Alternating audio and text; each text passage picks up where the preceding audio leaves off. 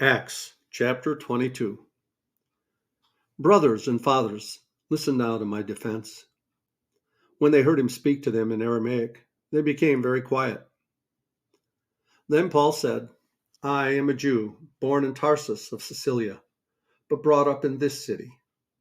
I studied here under Gamaliel and was thoroughly trained in the law of our ancestors. I was just as zealous for God as any of you are today. I persecuted the followers of this way to their death, arresting both men and women and throwing them into prison, as the high priest and all the council can themselves testify. I even obtained letters from them to their associates in Damascus and went there to bring these people as prisoners to Jerusalem to be punished. About noon, as I came near Damascus, suddenly a bright light from heaven flashed around me. I fell to the ground and heard a voice say to me, Saul, Saul, why do you persecute me? Who are you, Lord? I asked.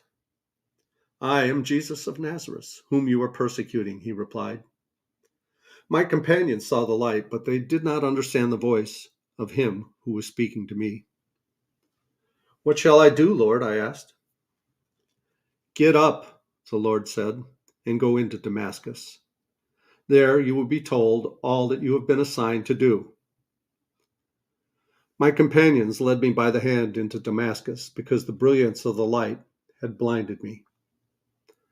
A man named Ananias came to see me. He was a devout observer of the law and highly respected by all the Jews living there. He stood beside me and said, Brother Saul, receive your sight. And at that very moment, I was able to see him. Then he said, The God of our ancestors has chosen you to know his will and see the righteous one and to hear words from his mouth. You will be his witness to all the people of what you have seen and heard. And now, what are you waiting for? Get up, be baptized, and wash your sins away, calling on his name. When I returned to Jerusalem and was praying at the temple, I fell into a trance and saw the Lord speaking to me. Quick, he said, leave Jerusalem immediately, because the people here will not accept your testimony about me. Lord, I replied, these people know that I went from one synagogue to another to imprison and beat those who believe in you. And when the blood of your martyr Stephen was shed, I stood there giving my approval and guarding the clothes of those who were killing him. Then the Lord said to me, Go, I will send you far away to the Gentiles.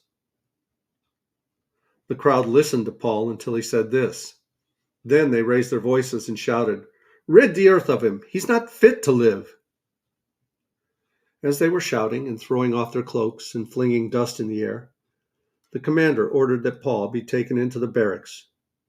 He directed that he be flogged and interrogated in order to find out why the people were shouting at him like this. As they stretched him out to flog him, Paul said to the centurion standing there, Is it legal for you to flog a Roman citizen who hasn't even been found guilty? When the centurion heard this, he went to the commander and reported it. What are you going to do? He asked. This man is a Roman citizen. The commander went to Paul and asked, Tell me, are you a Roman citizen? Yes, I am, he answered. Then the commander said, I had to pay a lot of money for my citizenship.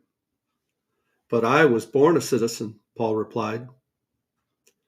Those who were about to interrogate him withdrew immediately.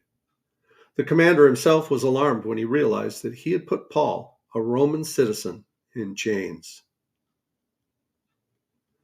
The commander wanted to find out exactly why Paul was accused by the Jews. So the next day he released him and ordered the chief priests and all the members of the Sanhedrin to assemble. Then he brought Paul and had him stand before them.